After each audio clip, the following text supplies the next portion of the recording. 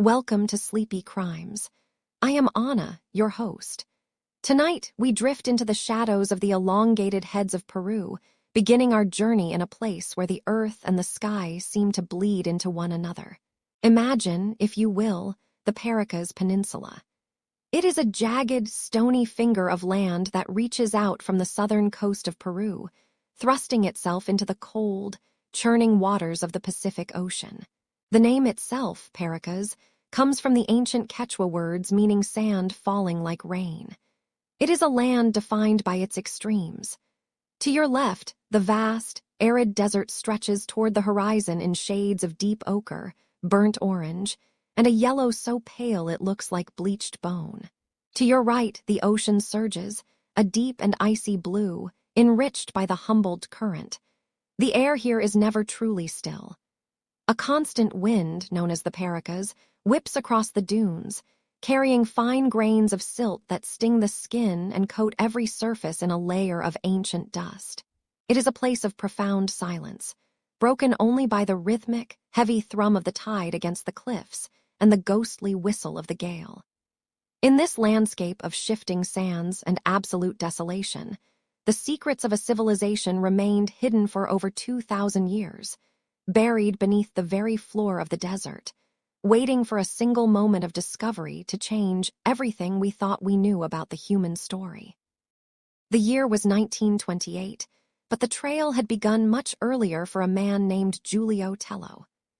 Often called the father of Peruvian archaeology, Tello was a man of the mountains, born in an Andean village and raised with the Quechua language in his ears. He was a scientist with the soul of a poet, and he had spent years tracking the whispers of the past. As early as 1915, Tello had been drawn to the region after purchasing fragments of textiles in the town of Pisco. These were not ordinary fabrics. They were intricate, vibrant, and possessed a level of craftsmanship that seemed almost impossible for their age. They were vibrant reds and deep indigos, embroidered with figures of shamans, spirits, and strange, wide-eyed creatures. For years, he followed the trail of these looted treasures, watching them appear on the black market, knowing that somewhere out in the howling winds of the peninsula, a great necropolis lay hidden. By the time he arrived with his team in the late 1920s, the sun was a relentless weight upon their shoulders. They moved across the slopes of Cerro Colorado, a hill that glowed a bruised red under the afternoon light. Every step they took was a struggle against the soft, yielding sand, and every breath was filled with the dry, mineral scent of a land that had seen no rain for centuries.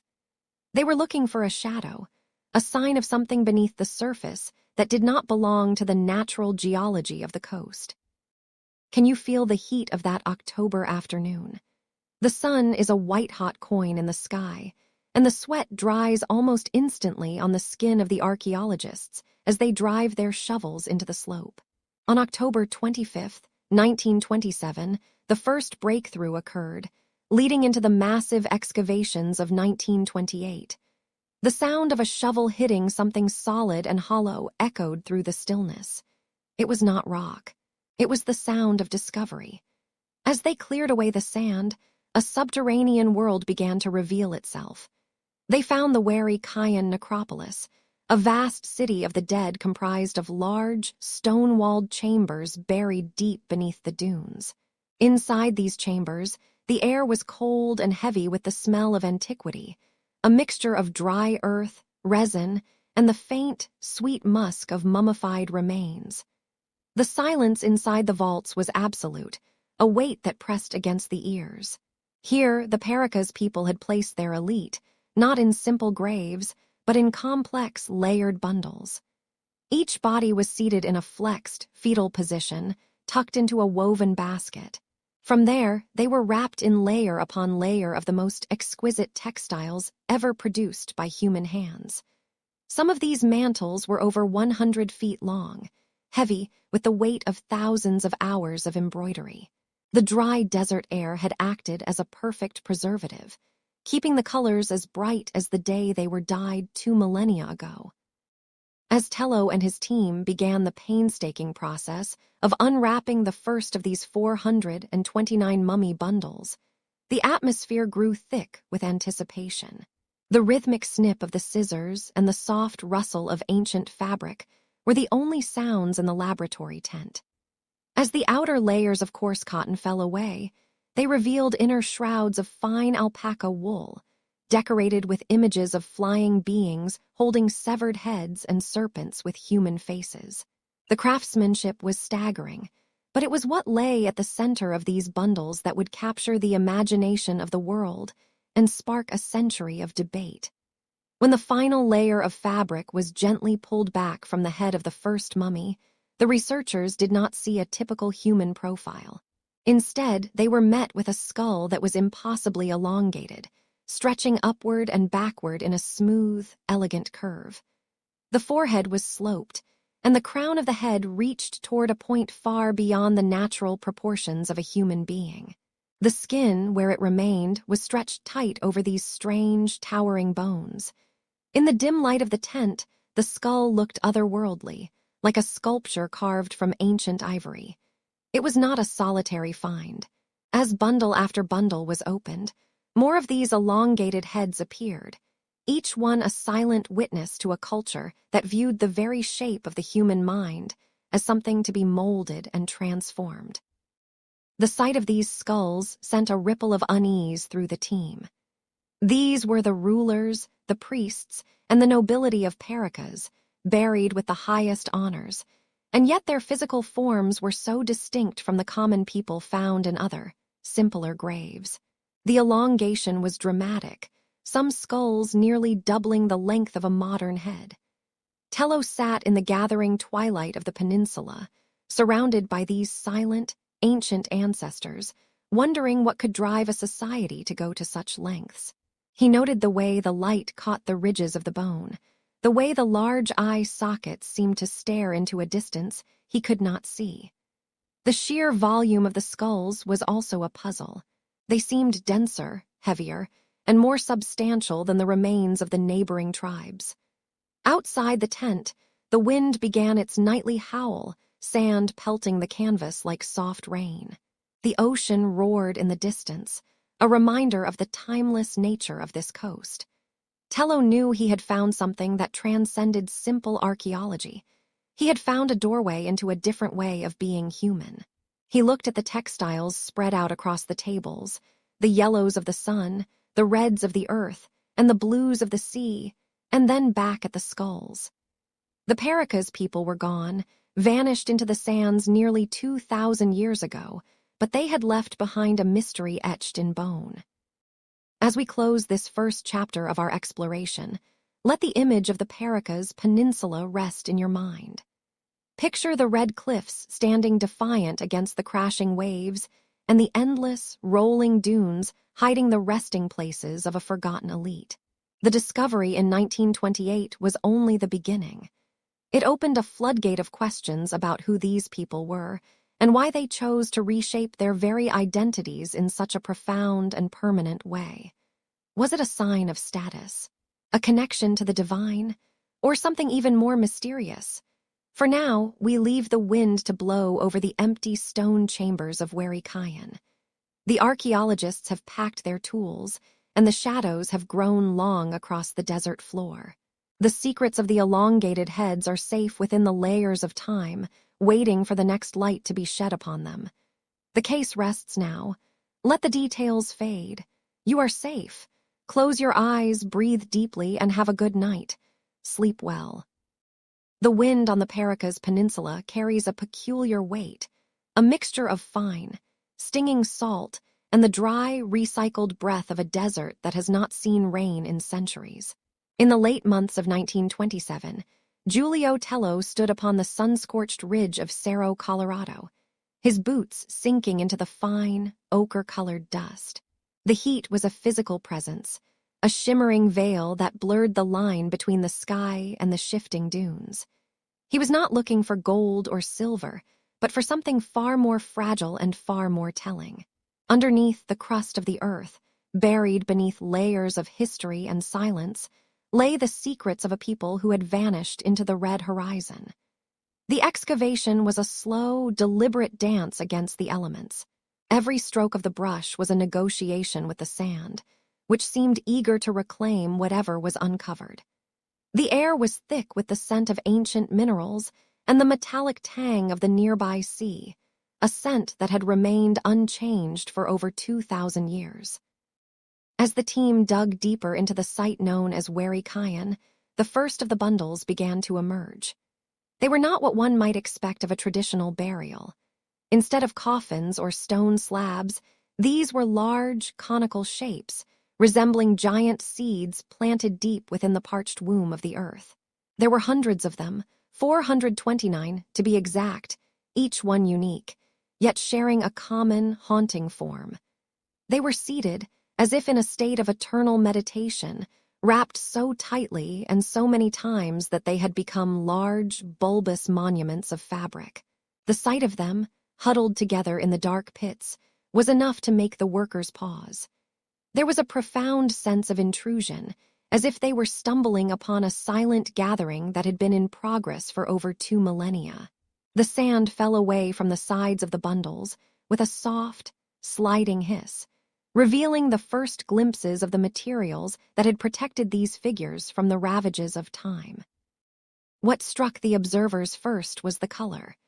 It was a deep, saturated crimson, a red so vibrant it seemed to pulse with a life of its own against the muted browns of the desert. These were the crimson bundles, the legendary shrouds of the Paracas people. The textiles were not merely cloth.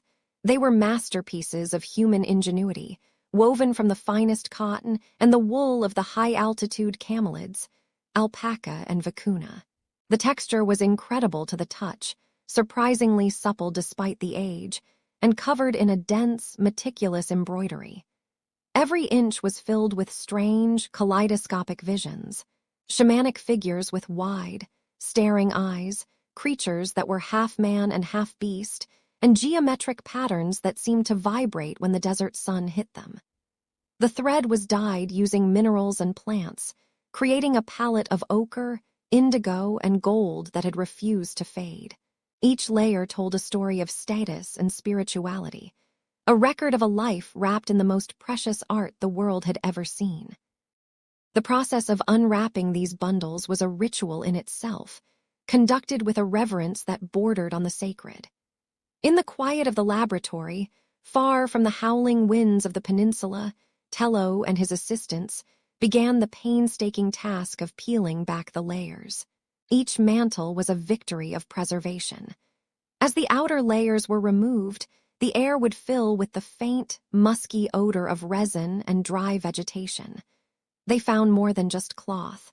Tucked within the folds were small offerings, feathered fans, gold ornaments, and ceramic vessels that still held the remnants of food. The deeper they went, the more the bundles resembled a nesting doll of history. Some bundles were over 5 feet tall, requiring the removal of dozens of large textiles before the central figure was finally reached. The tension in the room was palpable as the final shroud was lifted, for they knew that they were about to come face to face with the inhabitants of this ancient necropolis. When the first body was finally revealed, sitting in its woven basket, the room fell into a stunned, absolute silence. It was not the preservation of the skin or the richness of the jewelry that drew their eyes, but the shape of the head. The skull was not round. It was impossibly elongated, stretching upward in a smooth, dramatic curve that seemed to defy the natural proportions of a human being. It was a sight that bordered on the alien. The forehead sloped back into a towering peak, creating a silhouette that was both graceful and terrifying. These were the skulls that would eventually spark 1,000 theories and debates. They were polished by time, the bone a pale ivory color, showing the clear marks of a deliberate and profound transformation. The shock was not just in the sight itself, but in the realization that this was not an isolated anomaly. As more bundles were opened, the same extraordinary feature appeared again and again, a signature of a lost lineage. The discovery of these crimson bundles changed everything. On that desolate peninsula, Beneath the shadow of the red cliffs, a new chapter of human history had been unearthed. The workers stood amidst the open pits, the setting sun casting long, distorted shadows that mirrored the shapes of the skulls they had just found. The sound of the ocean, crashing against the shore in the distance, felt like the only connection to the living world. The Paracas people were no longer a myth or a collection of looted artifacts. They were a presence, a heavy, undeniable truth resting in the hands of the archaeologists. As the light faded and the stars began to pierce through the thin desert air, the site returned to a state of watchful peace. The mysteries of the crimson bundles had been unveiled, but the questions they raised would linger long after the dust had settled. You can feel the stillness of that place now, the cool desert air, and the deep, unending quiet of the ancient sands. The wind across the Paracas Peninsula carries a particular kind of silence, a weight that seems to press down upon the shifting sands of the red desert. Here, the transition from life to the eternal was never a sudden break, but a long, meticulously woven journey. To understand the skulls found within those crimson bundles, we must look away from the dry bones and back toward the beginning of a life, into the dim, cool interiors of ancient dwellings, where the air smelled of salt and sun-warmed clay. It was there, amidst the rhythmic sound of waves crashing against the cliffs, that the destiny of a child was literally shaped by the hands of the elders. The process began not with a grand ceremony, but with a quiet, persistent devotion that would last for years. Imagine a small infant, only a few weeks old, cradled in the softest textiles the world has ever known. The Paracas people were masters of the loom, spinning wool from alpacas and cotton from the valleys into fabrics so fine they felt like a second skin. But beneath these luxurious layers, a more rigid architecture was being prepared. The practitioners knew that the human frame is most like wet clay in its earliest moments, and they intended to mold it into something that transcended the common form. As the afternoon sun cast long, amber shadows across the floor, a mother might prepare the materials for the binding. She would reach for two small, rectangular boards carved from the sturdy wood of local trees. These boards were smooth to the touch, worn down by generations of use until they carried a soft, oily sheen. Before they were ever placed against the child, they were padded with thick rolls of unspun wool or soft vegetable fibers to protect the delicate skin. To prevent any irritation or rashes in the heat of the desert, the infant's head was often anointed with a thick, fragrant paste made from the nuts of the candlenut tree. The scent was earthy and rich, a protective barrier between the physical world and the transformation taking place. The boards were then positioned with surgical precision. One would rest against the forehead, the other against the back of the head, creating a sandwich of wood and bone. This was the tabular method, a technique designed to flatten the front and back while forcing the growing skull to expand upward and outward, reaching for the sky like the very mountains that dominated their horizon. The binding itself was an art form. Long strips of woven cloth, dyed in deep ochres and indigos, were wrapped around the wooden apparatus. Each turn of the bandage was intentional, tightened with a firm but steady pressure that would guide the growth of the cranium without causing the child distress. In the stillness of the room, you could almost hear the faint creak of the wood as it settled. This was not a quick process. It was a commitment that spanned through the first 6 months of life and often continued until the child was nearly 5 or 6 years old, when the bones of the skull finally began to fuse and harden into their permanent, elongated state. There was another way as well, known as the annular style. In this method, the wooden boards were cast aside in favor of circular bandages alone. These were wrapped tightly around the circumference of the head, squeezing the skull into a tall, conical shape that looked almost like a flame rising from the shoulders. As the years passed, the brain within did not shrink or lose its function. It simply moved, flowing into the new space provided for it, like water filling a vessel of a different shape. One must wonder what it felt like to walk through a village where such silhouettes were the norm. These elongated heads were not merely a fashion, but a living map of social identity and spiritual longing. To the Paracas, the human head was the seat of the soul, the most sacred part of the being. By altering its shape, they were distinguishing themselves from the common world. It was a mark of nobility, a physical manifestation of high status that could be seen from a great distance. A person with an elongated skull was a person of importance, someone whose very presence commanded a different kind of respect. There is a theory that these shapes were meant to mimic the jagged peaks of the Andes, specifically the sacred volcanoes like Caliguata, which they believed were the birthplaces of their ancestors. By wearing the shape of the mountain upon their brows, they were literally carrying their divinity with them. The visual effect was striking. Under the bright Peruvian sun, a high-ranking official or a priest would appear taller, their profile cutting a sharp, unnatural line against the blue sky, bridge between the earth and the heavens. As the child grew, the physical apparatus would eventually be removed, leaving behind a crown of bone that would never change. This was a permanent transformation, a sacrifice of the natural for the sake of the cultural. The skin over the forehead would be smooth and taut, the eyes perhaps appearing slightly different in their sockets due to the shifting of the orbital plates. Yet, modern bioarchaeology tells us that these individuals lived full, healthy lives. They were weavers, hunters, and leaders. They ate a rich diet of seafood and maize, and they participated in a society that was remarkably advanced in its medical knowledge. Some of these very skulls show evidence of complex surgeries, where circular pieces of bone were removed to treat injuries, a process known as trepanation. It suggests a culture that viewed the head not just as something to be shaped, but as something to be healed and understood. The elongated skull was the final touch on a masterpiece of human identity, a sign that the person belonged to a specific lineage, a specific power, and a specific divine order that the desert wind could never erase. The transition from a cultural practice to a biological mystery begins with the simple act of lifting a weight.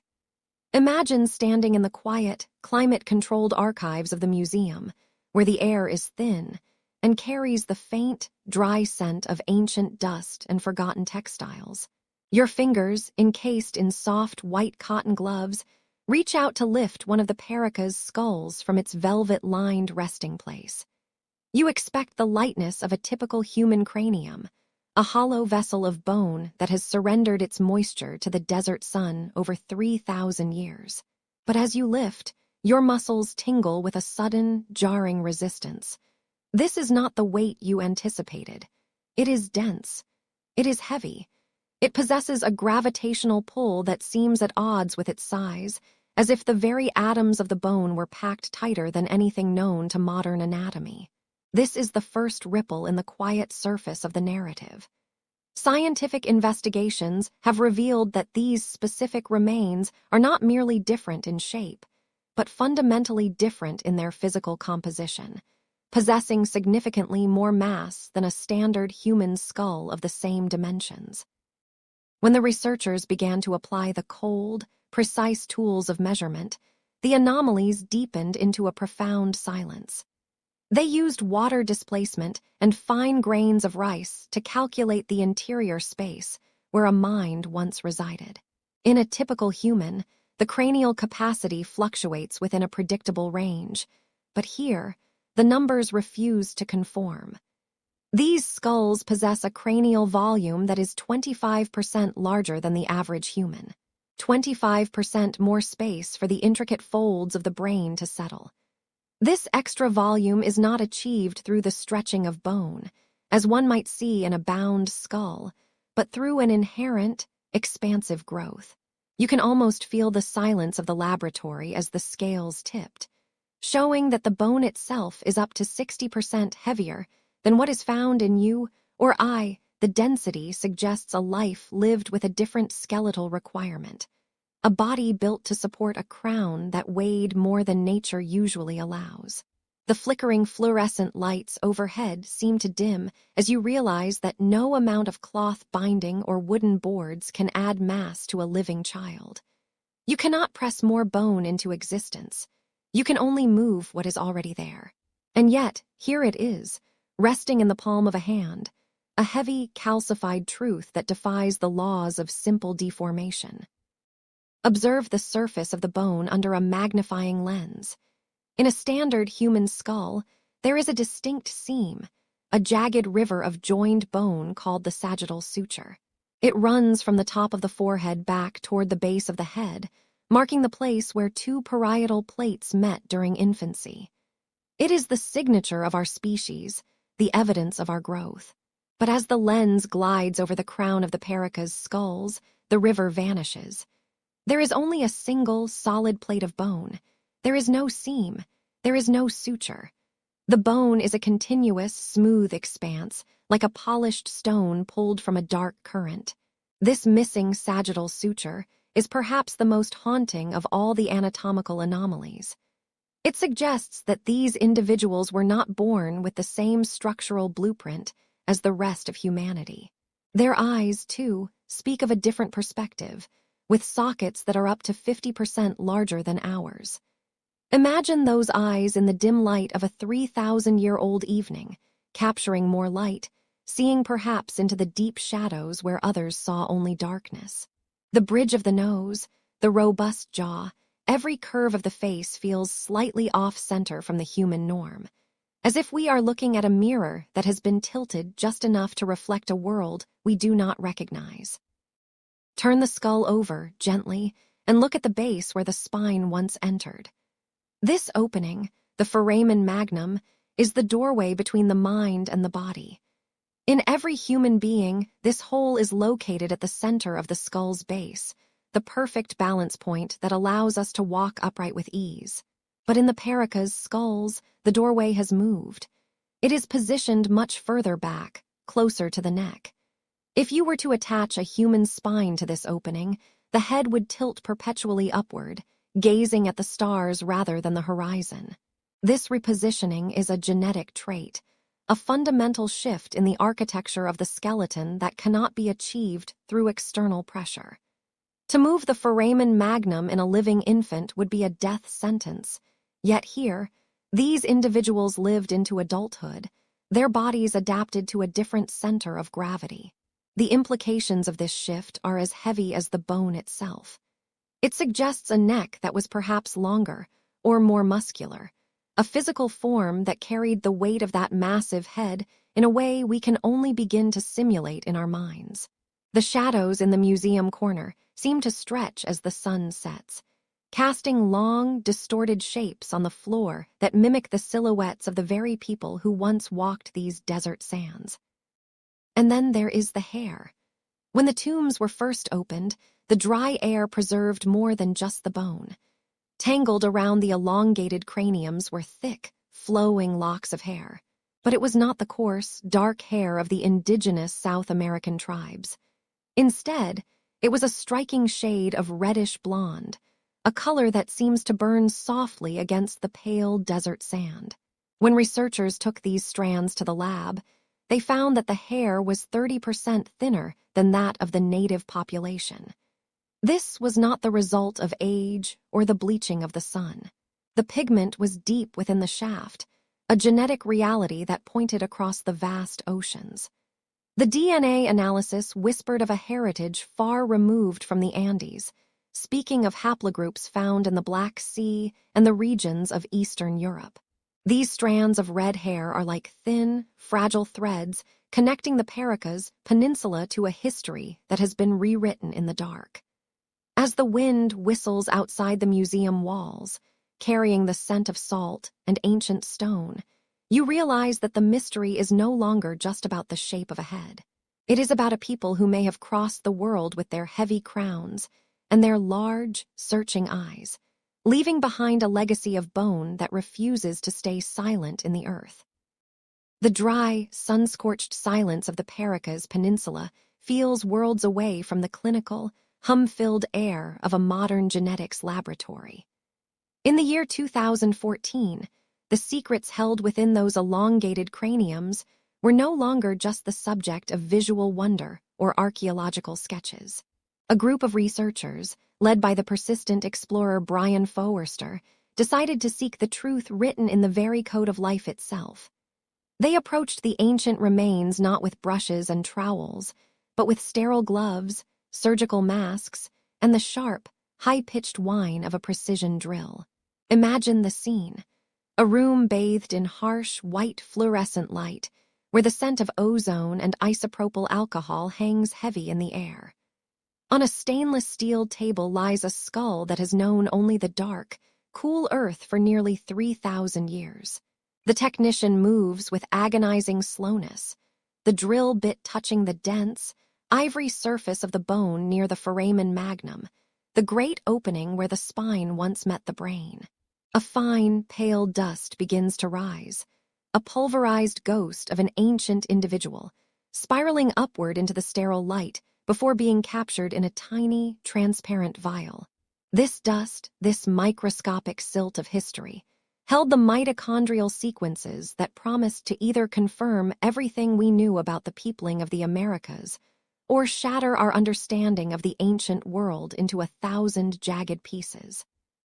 When the preliminary reports from that first round of testing in 2014 trickled out, they did not just ripple through the scientific community. They struck like a lightning bolt. The initial findings suggested something that seemed to defy the very laws of biology.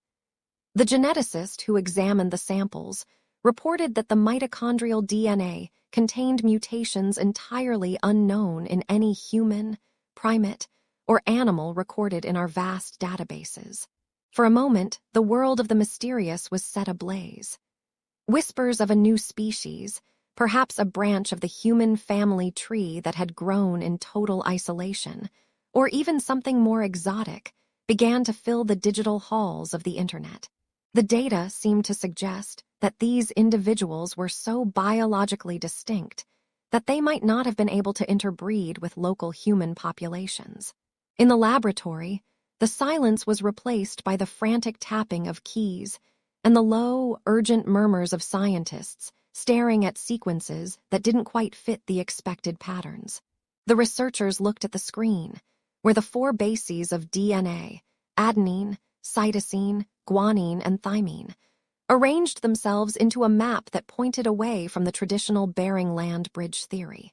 They were looking at a genetic echo that seemed to have traveled across oceans, carried in the blood of a people whose journey was far more complex than the history books had ever dared to imagine. As the years moved forward into 2016 and 2017, more rigorous testing was conducted across multiple independent laboratories in Canada and the United States. The scientists were kept in the dark about the origins of the samples to ensure that no preconceived notions of ancient aliens or lost civilizations could color their analysis. They were simply given bone powder and hair from what they were told was an ancient mummy. What emerged from these blinded studies was, in many ways, even more fascinating than the early rumors of unknown species. The results began to paint a map of the ancient world that looked like a tangled web of red thread stretched across a globe. One by one, the haplogroups, those genetic signatures passed down through the maternal line, started to appear on the monitors. There was haplogroup U2E1, a marker found not in the Andes, but among the Proto-Germanic and Proto-Balto-Slavic peoples of the distant north. Then came haplogroup H, and even T2b, a lineage that traces its roots to the golden sands of Mesopotamia and the rugged mountains of the Caucasus. Imagine the weight of that realization. Here, on the edge of the Pacific Ocean in South America, lay the remains of a royalty whose genetic ancestors may have once walked the banks of the Black Sea or seen the ziggurats of the Middle East rise against a different horizon. The controversy deepened as mainstream archaeologists stepped into the fray, their voices sharp with skepticism. They pointed to the reality of ancient DNA, which is often fragile and easily corrupted by the touch of a hand or the breath of a discoverer. They argued that the unknown mutations were likely nothing more than the result of severe degradation over 2 millennia, the molecular equivalent of a faded, water-damaged manuscript where letters have bled together until they are unreadable. To these scholars, the Paracas were firmly Native American, belonging to the traditional haplogroup B that characterizes many indigenous groups of the region. They saw the Eurasian markers not as proof of a transoceanic migration 3,000 years ago, but as the potential result of modern contamination in a museum setting where the skulls had been handled by countless curious hands. Yet the defenders of the testing pointed to the hair. That fine, reddish-blonde hair was not just a trick of the desert sun or the chemistry of decay. Expert analysis suggested the pigmentation was natural, and its physical structure, 30% thinner than typical Native American hair, suggested a biological reality that couldn't be explained away by a mere splash of chemicals or the passage of time. The lab became a battlefield of interpretation, where a single strand of crimson hair was held up as both a scientific anomaly and a cultural relic. Think of the implications if even a fraction of these genetic echoes are true. It suggests a world where the vast, rolling waves of the Atlantic and Pacific were not barriers, but highways for a desperate or ambitious people.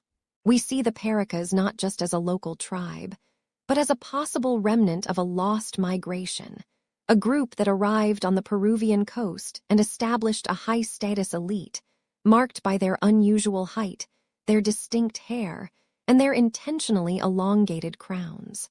Perhaps they were the keepers of an older knowledge, a lineage that sought to preserve its uniqueness through the very shape of their heads and the exclusivity of their blood.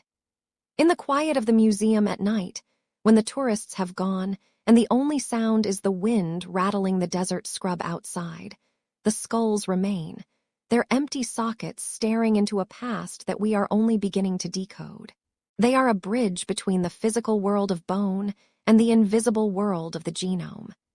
The debate between the scientists and the explorers continues to simmer, a low-frequency hum beneath the surface of South American history. Whether they were a unique subspecies or a highly specialized group of travelers, the Paracas carry a genetic song that refuses to be silenced, a melody of ancient wanderers who found a final, lonely home among the red sands and the crashing surf of the peninsula. The wind in the Paracas Peninsula is not a simple breeze. It is a living thing, a persistent force the locals call the raining sands. If you were to stand today on the edge of the desert, where the arid orange dunes meet the deep, cold blue of the Pacific, you would feel the grit of 10,000 years pressing against your skin. The air here smells of salt and ancient, sun-baked earth. Below your feet, the sand is a deep, bruised crimson at Playa Roja, a color born from igneous rocks that have been ground into dust over eons. It is a landscape that feels less like Earth and more like the surface of a distant, silent planet. Somewhere in this vast expanse, the Great Candelabro geoglyph is etched into the side of a sloping hill, nearly 600 feet tall, watching the waves with an unblinking, tri-pronged gaze. No one truly knows who carved it or why, but it stands as the first of many sentinels guarding the secrets of the people with the elongated heads. The silence in the reserve is heavy, broken only by the rhythmic crash of the tide and the occasional cry of a humbled penguin.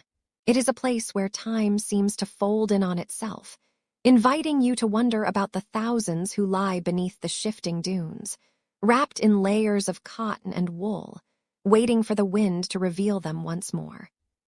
Inside the hushed halls of the Regional Museum of Ica, the modern world feels very far away. The light is dim to protect the fragile remains of a culture that flourished between 800 and 100 before the Common Era. As you move through the galleries, your footsteps echo softly on the polished stone floors. Behind thick panes of glass, the elongated skulls rest on beds of dark velvet. They are hauntingly beautiful in their strangeness. You might notice one that is particularly striking, its cranium sweeping backward in a smooth, conical arc that seems to defy the natural limits of human bone. Scientists tell us these shapes were achieved through the patient application of pressure, using soft cloths and wooden boards bound to the heads of infants when their skulls were as pliable as clay. But standing there, watching the dust motes dance in a single stray beam of light, it is hard not to feel a sense of reverence. These were not merely archaeological specimens. They were the elite, the nobility, the keepers of wisdom. Some of these skulls bear the jagged, healed scars of trepanation, evidence of ancient surgeons who used obsidian blades to open the bone and heal the mind. To see a skull that has survived such a procedure, with the bone knit back together in a smooth, circular ridge, is to witness a level of care and skill that rivals the medicine of today. It is a legacy of resilience written in bone. The people of the Paracas culture were also masters of the loom, and their textiles remain some of the finest ever created by human hands. Imagine a burial bundle, a great cocoon of fabric nearly 5 feet wide, protecting a single individual in a seated, fetal position. Within these bundles, archaeologists have found garments woven from the softest alpaca wool and the finest desert cotton, dyed in over 190 distinct shades of red, blue, and yellow. Even after 2,000 years, the colors remain vibrant, as if the desert sun had been trapped within the threads. These textiles often depict supernatural beings, strange winged creatures with feline eyes and serpents trailing from their waists. They tell stories of a world where the line between the physical and the spiritual was thin and porous. When you look closely at the intricate embroidery, you can almost see the phantom movements of the weavers, their fingers working by the light of a small oil lamp, creating a second skin for the dead to wear into the afterlife.